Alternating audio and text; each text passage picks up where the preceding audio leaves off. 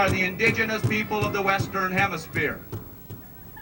For 100,000 years, we were the indigenous people of the Western Hemisphere. 500 years ago, some white people came over here and called us Indians. And then they called us heathens, and they called us savages, and they called us hostile. They called us renegade. They called us red nigger. Now they call us militant and communist, but they never ever called us the people. The earth and the people are of one. We all come from a common Mother Earth. We are of her, we are from her. And that the land of the people are of one. And that to destroy the land is to also destroy the people. We have a very special, unique physical and spiritual relationship with the land, with the earth. It's the basis for our survival, our existence as a people, as a tribe, as a people. So we're protecting a physical and spiritual basis for our existence, for our survival as a people. And that's what's at stake. That's what's at danger. Because once again, we have what the white man wants. Once again, we're in the way. Once again, we're in the way of progress for this country. Last century, the Cherokees who occupied the Carolinas and Georgia were in possession of gold. And they had to be relocated because of the Indian Relocation or the Indian Removal Act. And so they were forced marched to the Indian Territory of Oklahoma. And there they were in possession of oil. So they had to be dispossessed of their land once again because of coal, because of oil. It's natural resources. The Navajo people had to go on a long walk. The Cherokees had to go on the Trail of Tears. Navajos had to go on a long walk. This is a spiritual walk here, and at the front of this walk we are carrying the sacred pipe. It is a pipe that was blessed, and it was prayers were offered to this pipe on Alcatraz Island in the early morning hours of February 11th. And we have several young men who have been selected as pipe carriers, and anyone joining this walk have to walk in that spirit of mutual love, respect, and peace. And so this is our power. Our power is our spiritual power, and it's this spiritual way of life and our relationship and love for the grandmother earth and for all of her creations. And it's through this spiritual power that's allowed us to survive this 489-year colonial war that this government of the United States and their colonial Congress has been waging on us. And so through the spiritual power of the sacred pipe and our traditional spiritual way of life, in that spirit and through that power, we are walking to the Washington D.C. Not only to dramatize and to focus and to defeat 11 pieces of legislation that have been introduced before the Congress that would abrogate our treaties, would extinguish or attempt to extinguish our sovereign rights. It's an expression of the arrogance of this Congress that they could try to extinguish our sovereign rights to this Mother Earth. And we believe that at the time of the beginning of our history here on Turtle Island, which are these sacred islands which the colonists refer to as North and South America, the Great Spirit Manitou imbued in the indigenous people of the Western Hemisphere certain inalienable sovereign rights that cannot be extinguished by anyone. No Congress of the United States, no government, colonial government of any one of our nations of Indian people in North or South America can extinguish those rights. And we believe that those rights imbued in the indigenous people by the Creator can only be extinguished by the Creator. In September, there was a bill that was introduced by Cunningham, 1954, and it was designed and written to abrogate all treaties among the Indian nations have made with the United States. And that sort of started it. That was the beginning.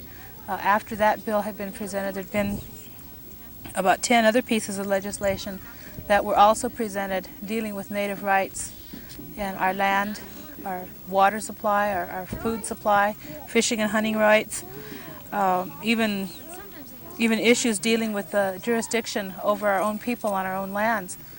And so that kind of instigated a unity of the people, and we decided that we had to do something to show the people of the United States what was going on, because the media wasn't going to cover it, and they wouldn't print anything for us or run anything on television, so we decided that we had to do something that would draw attention nationally. You all know that they've introduced 11 different pieces of legislation, and this is called anti-Indian legislation. And you're fully familiar with some of these, but the most insidious and probably the worst bill of the lot is called House Resolution 9054. And I'm sure you've had many people tell you about this bill. But when you take the combination of House Resolution 9054, which is called the Native American Equal Opportunity Act, this man that introduced it, his name is Jack Cunningham. People have never really found out why he suddenly became anti-Indian, why he decided to issue such a bill, establish it. Jack Cunningham was given $175,000 for his re-election campaign. He was given this money by the Interstate Congress for Equal Rights and Responsibilities. This group, they're made up of people who openly state they hate Indians. They had $13 million backing them in 1977.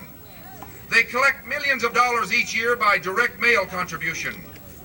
These people have 15 lawyers working full-time in Washington, D.C. lobbying against any type of legislation that is pro-Indian. They had a meeting in November in Seattle, Washington. And when they had this meeting, they had members from all over the United States. They're spread into 26 states now. And when this man came to the podium, the first thing he said was, "I came here to fight Indians." These people think they're at actual war with us. They're very powerful. A lot of people take them for granted. And we found out that some of them belong to the Nazi Party. Some of them also belong to the Minutemen. Some belong to what we call the KKK. And also most of them belong to the John Birch Society. These groups have one thing in common. They hate Indians and other minorities. And this is the basic reason they've banded together in this diabolical group to attack Indians. And if you want to know the real reason they're after us, the Passamaquoddy and Penobscot Indians in Maine recently filed a lawsuit against the state of Maine, trying to get back 3/4 of the state and X millions of dollars. And the Maine officials are now sending out information to other states where they have large populations of Indians to look out, you'll be next. That they'll be trying to take your land away from you also through treaty, or rather through lawsuits and so forth. They've given other states the jitters. What is happening is they are forming together a very powerful group of congressmen and senators and governors, as well as the Interstate Congress for Equal Rights and Responsibilities. The third bill, which is the more controversial, mandates that after the enrolled members of the various treaty Indian groups determine whether they want to take their land individually or collectively, that the treaties will then be abrogated, and they will simply live as land-owning U.S. citizens with the same rights and privileges as other United States citizens. But we make our children understand that they have been here forever, that their inherent right far outweighs the rights of Congress, that those rights, the sovereign rights, were reserved in treaties. So we introduce them to treaties of their own nations. We introduce them to government processes. If they abrogate the Indians today, they'll abrogate the blacks tomorrow, the yellows the next day, the working class of whites the next. Where's it going to end? Think about it. Don't just sit here and say, I wish I'd have listened to that bunch of Indians that come through here 5 years ago. Don't be caught saying that. It's time now. You people are the government. Read your Constitution of the United States. You people control it. Not a couple of guys from the state of Washington. These people from the state of Washington, Mr. Cunningham and Mr. Means, they've never been amongst Indian people. They've never heard the drums play like this. The only time they've been amongst Indian people is when they try to stop the fishing rights up there in the state of Washington. They want to allow my brothers and sisters in the state of Washington to have half of the salmon. Why don't they jump out there and stop Russia and Japan from taking the salmon? Why pick on the Indian people? These are the kind of things that's happening right here in this United States. You people are going to have to live with it too. Senate Bill 1437 could make this whole nation a police state. It's in the committee right now. So it's up to you people. If you people want to live in a police state, then just sit still and don't say anything. Just sit back and say, well, we got 2 or 3 congressmen or senators up there working for us. They'll take care of it. They'll take care of it all right, but you're the ones that's paying their way, and they're going to come out on top. So I'd advise you people to look into Senate Bill 1437 right now. Just by writing letters to your senators and congressmen is a lot of help to us. We're asking for 500,000 signatures on petitions, just to start. We've had filming crews from Europe, from the Netherlands. We have people from Japan that come all the way to walk with us. They're walking with us right now. We have people from New Zealand, Australia.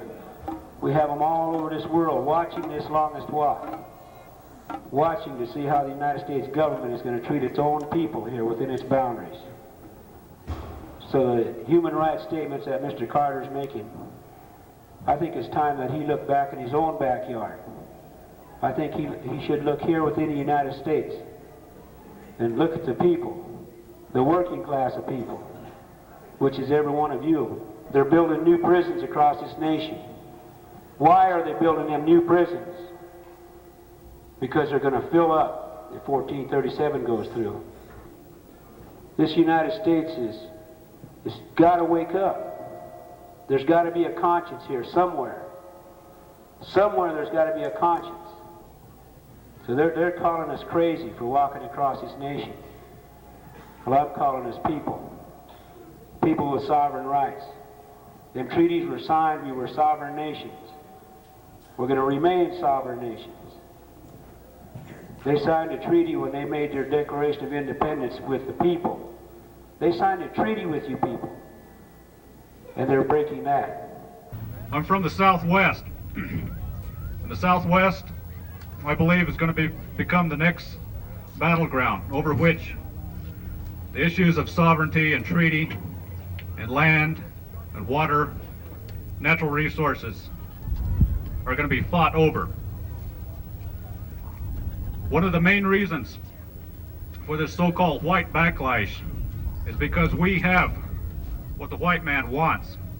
We have always had what the white man wants. Even after most of our land was taken away, and after most of our people were killed or died, is because we are in possession of land and resources that the dominant non-Indian society wants. And the corporations are sitting there waiting to buy up this land. You know, the major part of our resources, you hear them talking about energy shortages and energy crisis. And, you know, when they put the Indian people on this land many years ago, they felt like they were putting them in Siberia, in a place where there was nothing. And the Indian people have survived in that land and grew on it. And now the corporations are finding that 80% of our natural resources that are remaining in the United States are on Indian land. Most of your major dams are built on Indian land. And so, I mean, we hold a small wealth right in our hand, but we don't want to rape our Mother Earth. I mean, that's where we came from. We're here to take care of that. And if they got a hold of it, they would dig it up, they'd take the oil from the land, they'd take the coal from it, and they wouldn't put anything to replace it. 55% of the uranium left in the United States is on Indian land. And most of this uranium is on the Navajo reservation. And it's a very interesting thing. I was down at Shiprock about 3 weeks ago. They open pit mine. They have large mines there which are taking this uranium out. Once they extract the uranium, they leave the residue that's left on top of the ground. They've got some low-grade uranium that's right on top of the ground. When the wind blows, it blows this radioactive dust in many different directions. The grass around these mines won't grow, the trees are stunted, and everything around there is contaminated. When I first heard about this march, I said, well, I guess I'm old enough to, I guess I can go fight for my people now. And I thought it was really going to be a militant and a protest march.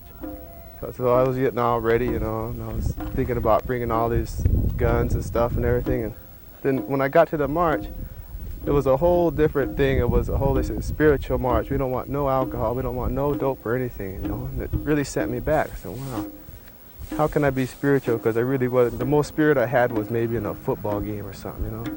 So I started with the march, and we just, every day I was learning a little bit more and a little bit more. And I see all these brothers that just dropped alcohol, and they just dropped all the dope, you know, and they was really getting into the spirituals. They was praying and everything. And I never did say a prayer before in my life, you know. And so I started praying, and I felt the power and everything was coming, you know. So it was really hard for me to start doing this thing, because I really didn't believe in really know God until now. With the way the Indian has explained it, more than the churches have explained it, it's more clear to me, you know. So I pray, you know, and I'm still learning and everything. And the march itself is really, we're getting more people, and it's getting more united, I feel, and it's getting more stronger as it goes along, as we get further east. And I don't know, this is really the first really Indian movement I've been into. You know, I told some people before, I said, I knew I was Indian in my head, but I never did know I was hit in my heart. And now I'm starting to feel it in my heart, and it really makes me feel good, you know.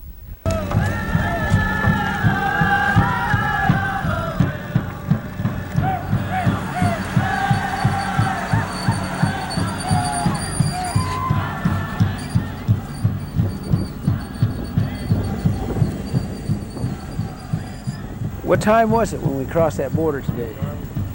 9? It's 9 o'clock this morning. What's this date? April 5th. We crossed into Kansas on the longest walk. It's a historic walk, you know, and a spiritual walk. There's a lot of brothers and sisters here that are pipe carriers, you know, and to them this walk, you know, is new direction, you know, for all Indian people. The direction that we're speaking of is the Indian religion and culture and heritage. It's a beautiful thing, you know. We've had a lot of non-Indian preachers and priests and elders from the Mormon country, you know, and they've opened up their churches to us, you know, and let us stay there. And some of them try to convert us, you know, as usual. It's the same trip again, you know, convert us into their religion. Where our religion, you know, is very sacred to us. The Earth Mother, the winged ones, the four-legged, you know, and we want to get closer to Earth Mother so we can better understand our religion, better understand ourselves. Our Earth Mother, you know, she's sacred to us. She gives us life, you know. She gives us everything we wear, the clothes we have on, the food that we eat. The blood of the Earth Mother, the water is sacred. Without that, there's no life here. And so, to us, you know, our religion is very sacred and very powerful. If it wasn't powerful, then I think we would have died out years ago with all the extermination that we faced over the past 200 years, all the relocation programs that they've put us through and try to tear us away from our Earth Mother and our religion, our customs.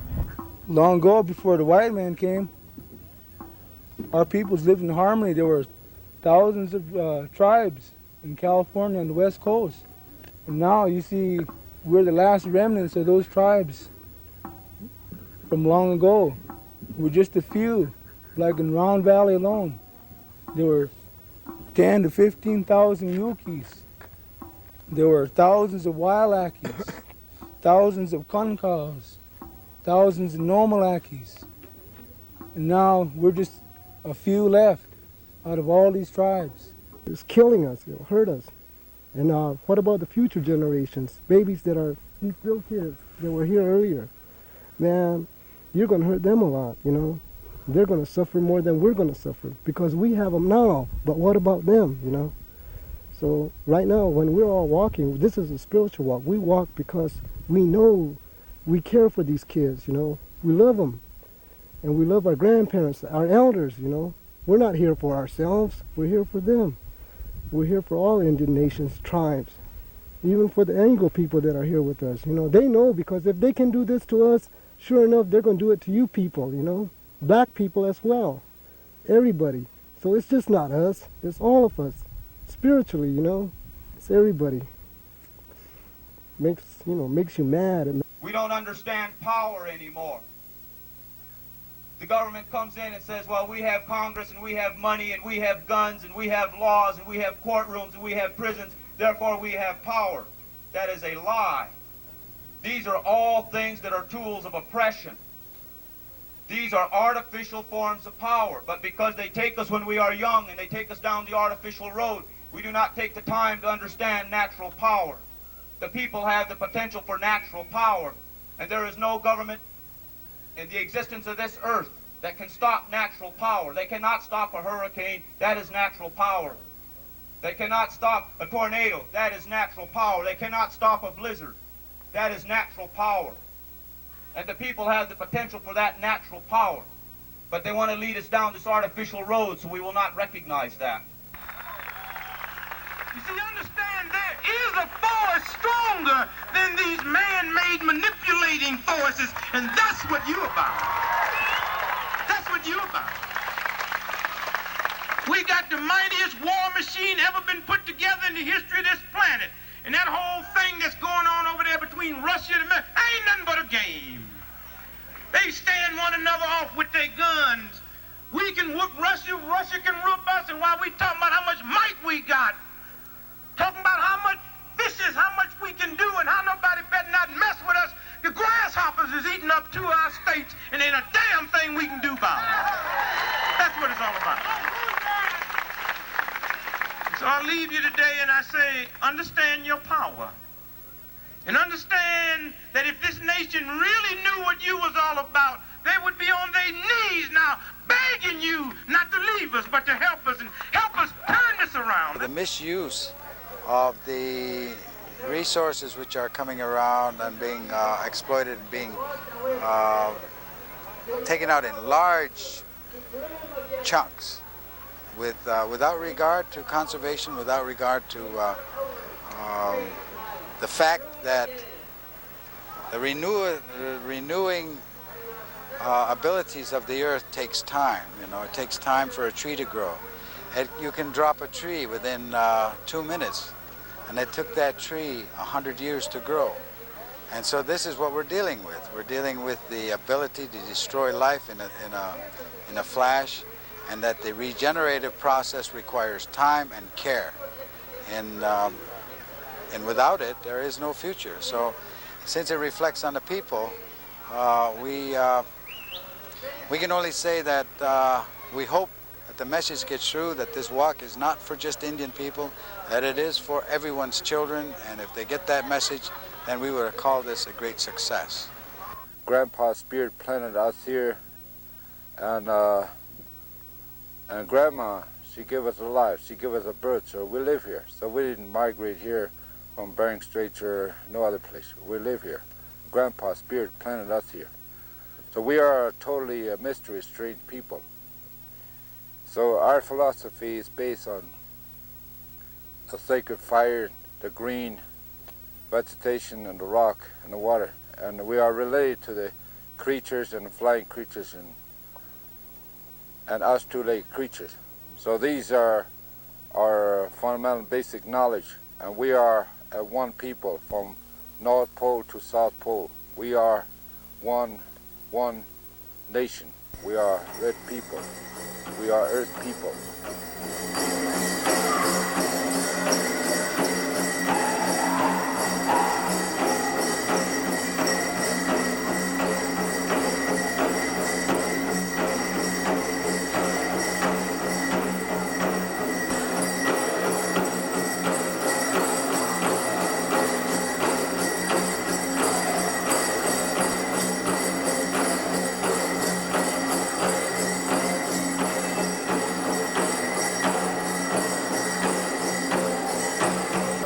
unity within the group kept me more or less going, because I became stronger and stronger as I moved along.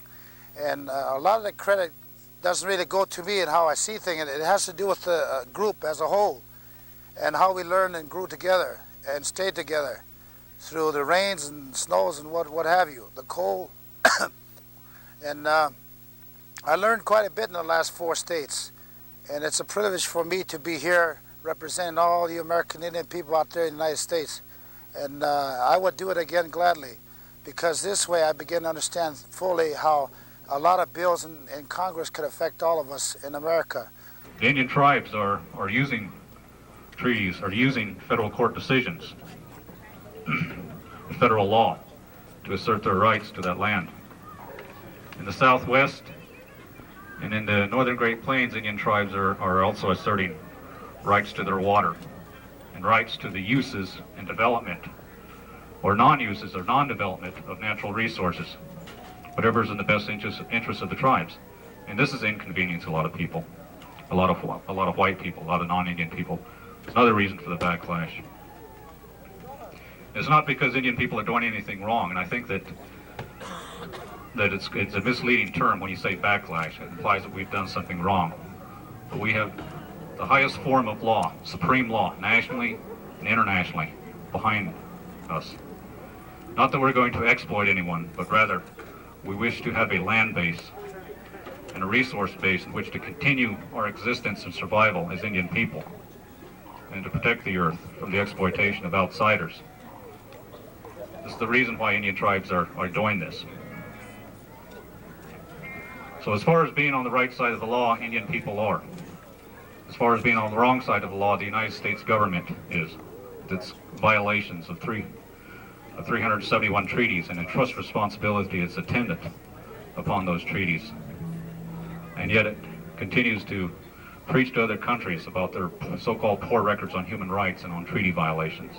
So the Department of the Interior, the United States government, who has a responsibility to implement it, the government's trust responsibility, is the same agency that leases out our land to oil companies, mining companies, agribusiness corporations. And it is through the greed of the American colonial society and its government that they continue to rip the flesh from our grandmother earth, and I refer to the strip mining. And we cannot tolerate the desecration of this Mother Earth. We were placed here as the safekeepers of this land, not the owners. You cannot own the grandmother earth. To try to say that we can own the land is to say we can own the clouds or the air, or the, this is something we have never looked at. We look at the land in a sacred way, and it is in this way that through the spiritual walk that we want to preserve and that we want to guarantee our future generations a future in our own national homelands. I believe that through the spiritual walk, which all people of spiritual ways are asked to join, or involved, it can join us, that we are not only advocating for the survival of our unborn generations, but perhaps we are also advocating for the survival of the unborn generations of our enemies. As I say, I've been told that there's a busload that are busing across the country. I understand the only time they walk is, to do some walking, and that's fine. It's a long route, but that's all I know about it. I come this afternoon to participate with you, to pay honor to you, but most profoundly to thank you for walking 3,000 miles through the madness that has become the reality of this nation. And I understand, and I thank you for not only dramatizing the history of oppression and genocide, broken promises and broken treaties of the red people, but also dramatizing the oppressive conditions under which blacks, browns, red, yellow, and millions of whites live in this country. I thank you for walking 3,000 miles across this country through polluted air, polluted streams, across raped and plundered lands, through cities that have become monuments to our madness rather than our genius and our sensitivity, and through suburbs that have become places where people have run to. I thank you very much for being here, making not a political statement, but a spiritual statement that has critical political ramifications. For it is my belief that a nation that is incapable of embracing humanistic values is a nation not worthy of saving. And so I thank you for coming forward. I thank you for attempting to wake this nation up, that only spiritual values will save this nation and save this world. We all realize that the longest walk was not simply about red people. It was about humanity itself. And I realize clearly that there will come the coalition that you have sparked of the blacks and the browns and the reds and the yellows and the women and the young and the old and the poor and the workers, all of the victims in America. And we will take back this country and take back this government and rearrange it so that it reflects the will of all the people. Thank you very much. And you come to say it to America today. America, you need to wake up. For if America doesn't know that she has political prisoners, America is in much worse shape than we ever thought she was.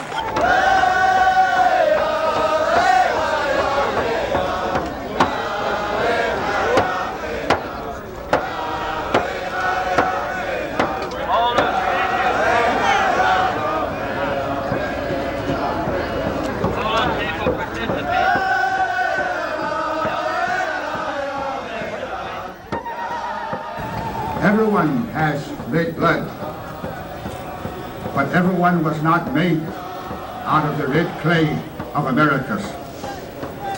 Only the Indian people here are the original people of Americas. Our roots are planted deep in the soils of America.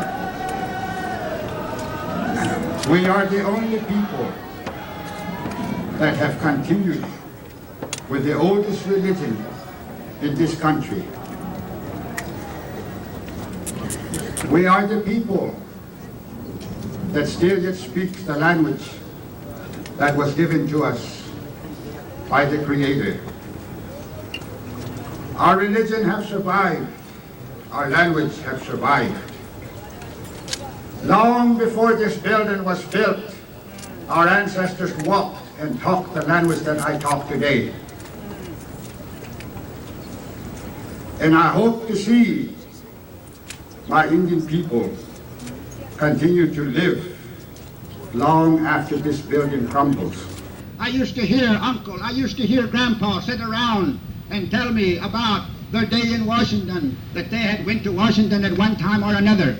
And this type of thing went on for years and years. We wrote letters to the Bureau of Indian Affairs, and we never got no answer. We went to the local Indian agents and knocked on the door, and the secretary told us that he was not in. They told us to come back some other day. These are the kind of answers that we have been getting. I'm sorry, he doesn't have time. All this, us Indian people are familiar with. There's not a single tribe within the sound of my voice that doesn't know what I'm talking about. And we went through all this, and we never got an answer until these young people. I talk for them. I protect them. Anytime somebody runs down these young people, I'm ready to stand up and speak for them. No matter how they're pointed out, no matter who they are, they draw the attention of the American people. They brought pride back to the Indian people. The president would not meet with our chiefs to talk about the killing of Indian people. Instead, he would go to benefit dinners for his campaign. I believe that's the same thing that we are up against here. As we travel thousands of miles only to learn that the president is Germany, talking about human rights. So it just shows that he doesn't care. And the reason for this is because the people in this country don't care. You know, during the Vietnam War, we've seen tens of thousands of people in this very spot protesting against the killing of people in Vietnam. Where are they when we talk about the killing of Indian people in this country? I was astounded that the Secretary of State could go around the world, that the Vice President of the United States and the President of the United States would have the nerve to talk about human rights when we are the last country in the world, the very last country in the world to give up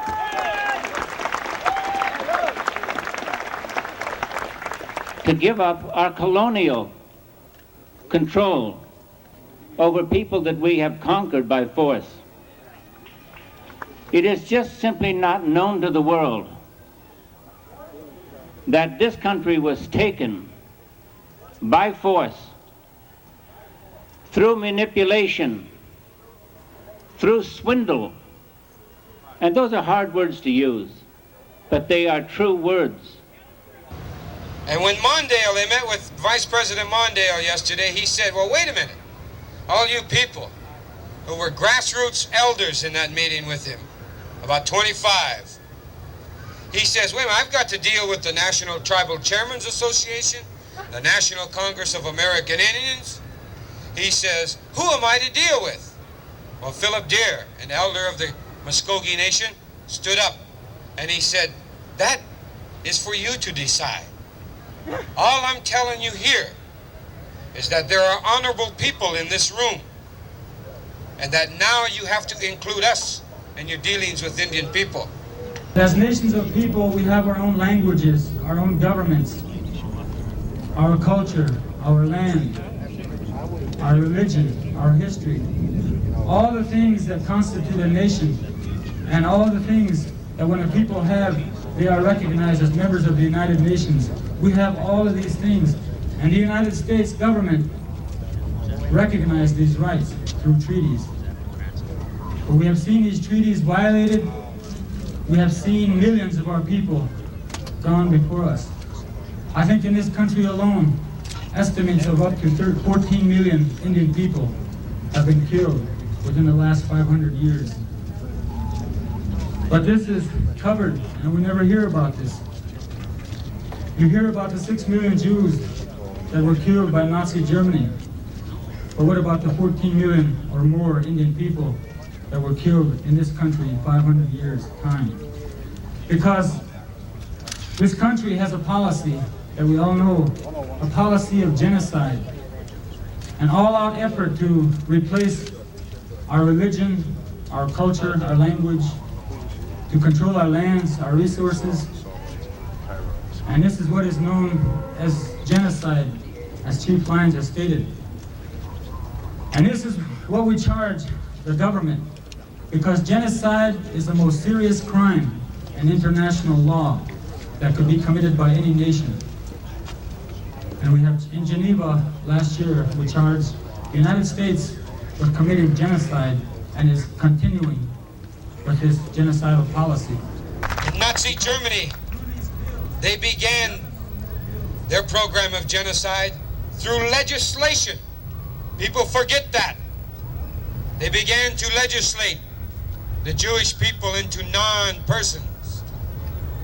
Well, I'll tell all you non-Indians here today that we are the only ethnic group in this country that has 2,000 more laws governing us than the rest of you all. Over 2,000. And they're trying to increase it with Senate Bill 1437 and House Bill 6869. But with the German tactic, and by the way, if you've ever read any of Hitler's writings, he told you that he got his idea of how to treat the Jewish people in Nazi Germany from the American example of treatment of American Indians. That's where he got that idea. They began legislating the Jewish people out of existence. And you saw what happened. The Indian Reorganization Act of 1934, read it once, and then read South Africa's Bantu Development Act.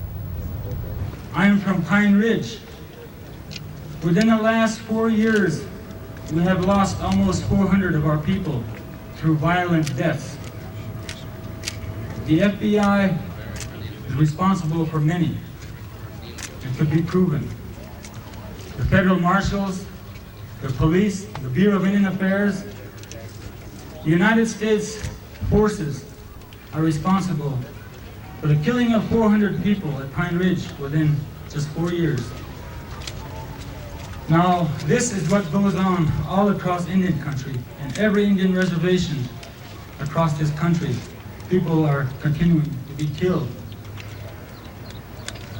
But the only reason for this, and as we say at Pine Ridge, is because we know that the Lakota Nation is one of the very few nations that have gone into an all-out war with the United States government, and we won.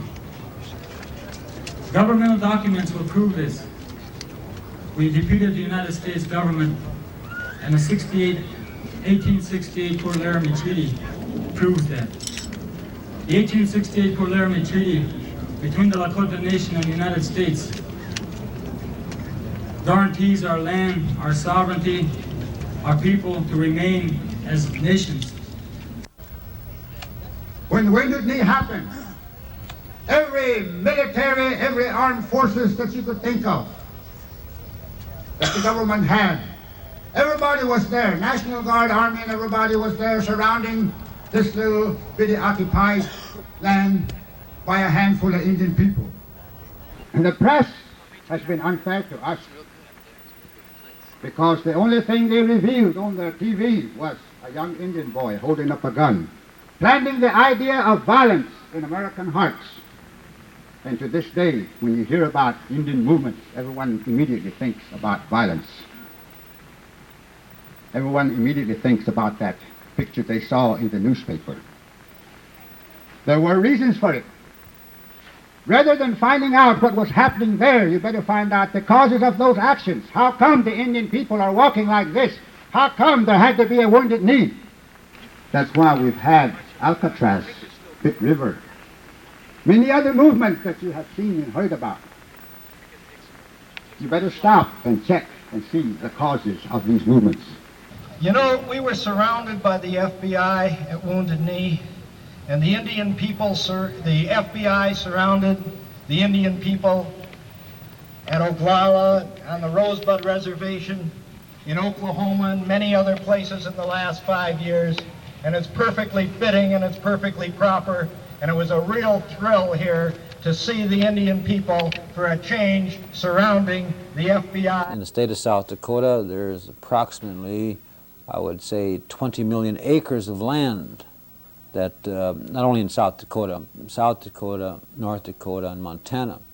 We're talking about 20 million acres of land in that area that is non-taxable. And if they were to impose even $1 an acre tax on that area, that's $20 million that those states are out of. And so states have always longed for the lands and the natural resources that exist on Indian land and under it. South Dakota is one of those states which has violently opposed the question of sovereignty in that area. They have been historically against the Indian people. It is a state whose history is filled with attacks against Indian people, with broken treaties and promises and every conceivable trick that has been used to gain land has been used in South Dakota. We have much to learn from the Indian. You have much to teach us, and I hope that you will never stop in your perseverance. You have to tell us what is right. You have to tell us the way to go, because we've lost our way. And the sense of the hoop and all its implications comes back to us. We are just beginning our children to crawl along and to know what the Indian knew 50,000 years ago, that he was part of the hoop, that he was part of the system of nature, that he was an integral part of this cycle, this hoop, this circle. And it's come full round. We have misused nature, and now nature is misusing us. And the Indian has much to teach us in respect to the nature of life itself. The truth is hidden in the universities. That's why they don't know nothing about Indians. When they see me walking down the street, we hear that old familiar sound. We got a lot of tribes in here. Any of y'all don't know, you talk to them, you ask them if their tribe makes that kind of sound. None of the tribes here makes that kind of a sound. So where did you learn it? John Wayne movies, of course. The police brutality that goes on in my local town is the same everywhere else. A lot of times we've seen this for years and years. We lived with this. Somebody going down the highways of the reservations, going down the reservation roads, some young Indian boy would get run over by some racist rancher. There was no investigations of any kind. To the world, he was just another dead Indian. Many of our Indian people who lived out on reservations, when the reservations began to shrink to just a small area there, Indian people could not live and make a living on these reservations. So it was not a matter of their choice, but because of necessity in life, many of our Indian people had to move to large cities, Chicago, New York, Los Angeles, all over this country. Our Indian people began to move out of reservations and go into the large urban areas because of the needs that they had, because of the families that they had that could not be fed properly on the reservations. They could not meet their needs there on the reservations no more. Their buffaloes was all gone. Their deers was all gone. Their fishing rights were taken over. Somebody else took it over. So our Indian people, they began to move into the cities. While moving into the cities, they felt the pains of discrimination. They went to the employment office. They went to different places where they could apply for jobs. They were turned down. They were told that the jobs were filled, or they were told to come back some other time. We'll take your applications. You come back some other time. They were badly discriminated against, not because they were alcoholics. It was not because they were ex-convicts. It was because of their color that they were denied these jobs. So our Indian people that moved into the urban areas, they had to walk the streets of New York City. They had to walk the streets of Chicago, Washington D.C. with their heads hanging down in shame because they were Indians. But I tell you today, those days are over. We have forgotten in a short time that when the first people landed on our shores, they could not survive. Even the Pilgrims could not survive. The Indians showed them way of survival. We taught them how to live. We taught them how to plant corn. That corn was a tree of life for us. We showed them that this is life here in America, and they survived. Not too many years afterwards, farm agents come to our house and try to tell us how to farm. Not too many years afterwards, they begin to tell us how to live. They begin to tell us that our religion was wrong. Our way of life was no good. This is not the agreements that we made. This is not the treaties that we made with the U.S. government or any other country. We agreed that we would remain as independent nations. We would be sovereign people. It was understood that these people, the new people who were seeking freedom, can have their freedom and share the same soils here with us. We had enough room for these people because we live by an understood law, a law that we had for thousands of years. We had an unchanging government, the law of love, peace, and respect. No man-made laws will ever take the place of it. Their greed, we have seen it. Many of our people have died. Many of our people were massacred because of wanting more land. We gave them land through treaties. We gave and we gave, and we have no more to give today. But there's one other thing that I want to bring out that hasn't been brought out, and that's the fact that we won't have any need for reservations if we don't stop the sterilization of our youth and of our women and our men. The federal government, through the Bureau of the Indian Health Service and HEW, have sterilized 300,000 Indian women in the last 20 years. In 1977, Senator Aberras came out with a report that the federal government had sterilized 3,406 Indian women and 142 men in a 3-year period, from 1973 to 1976, in only 4 states. And they've sterilized all of our women by trickery, by fraud, and by crook.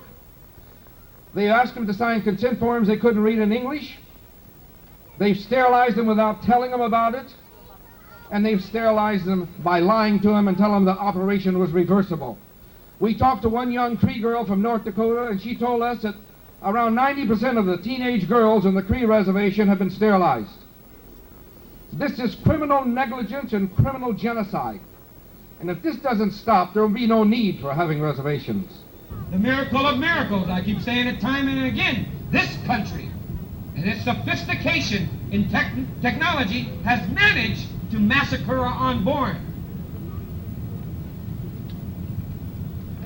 Almost half of our youth will not be able to stand before their own people, let alone you all, and the generations to come, to explain about their right to life, their right to existence in a culture that did not have zoos or penitentiaries or old age homes or orphanages. That's the type of heritage that is mine.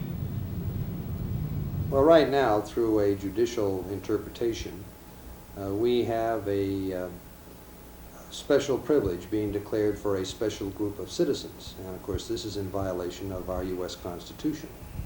And yes, there are special interest groups. And as far as the Constitution goes, then there are many things in violations of this Constitution. Religious freedom is one. Some racism that exists against it. Sterilization of Indian women is against the Constitution.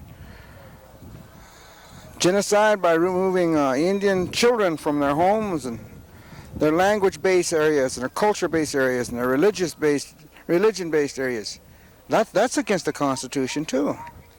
I think particularly the jurisdiction bill handles it in a very specific and I think a very sustainable way of establishing what the parameters of tribal jurisdiction are, so that everyone will know, Indians and non-Indians alike, and we can get on with the business of developing reservations and getting the kinds of economic development on reservations that should take place. Mr. Means fails to see many of the things that the indigenous peoples feel in this nation. And as far as development of our resources on our land, that would be up to each Indian nation, and then their own sovereign right, or their right to self-determination to determine what they want to do with those resources. You know, if they want to sit on the rest of their life, that's their business. It's not Mr. Meade's business. Do you claim any kind of Indian support for the bill? No, heavens no. So they just don't know what's good for them? Well, you know, who am I to say that? They have to have their own views. But you haven't managed to convince any Indian peoples in the... I haven't tried.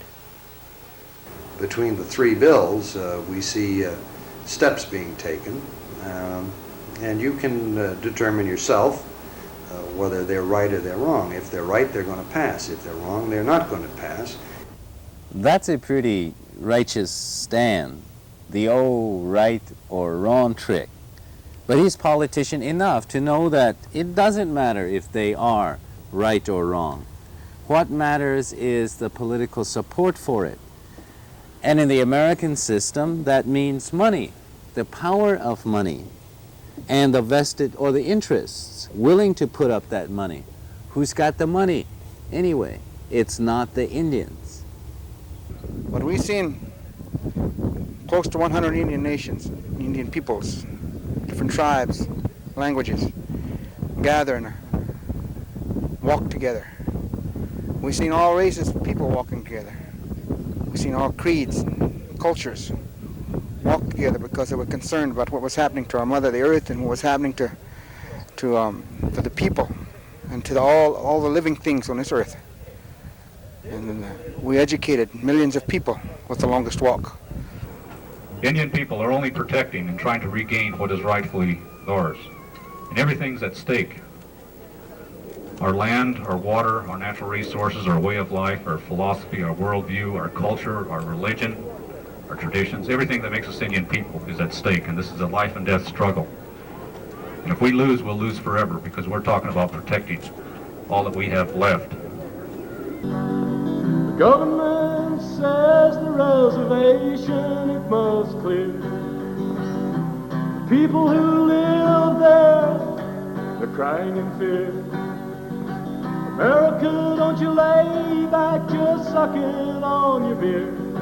Don't let the Navajo die, don't you close up your ears. See what's going on here. See what's going on here. What'll it take to make us realize this planet is dying? Take a look up in the sky. While Peabody Coal, you know they're still telling all their lies. While they murder the land that their blood and money buys. Bureaucrats, they sit there, they close up their eyes. The gold diggers drill while Mother Earth, she cries. And I ask you what's going on here. 75 million gallons of water a day. They mix the water with the coal, you know they steal it away. Ask them what they're doing, and they'll say that it's okay. It's okay, 'cause the red man, he's gonna pay. And I ask you what's going on here. 8,500, it's the number that they chose to destroy the homes of the old Navajo. Leave the reservation, they say all of them must go. And just where they're going, not all of them know. Their new homes insist that the water is gonna flow. Turn them into honkies, Lord, all of us know. We know what's going on here. America, don't you sit by, don't you let the Navajo die. Lift your hearts to the sky, fly.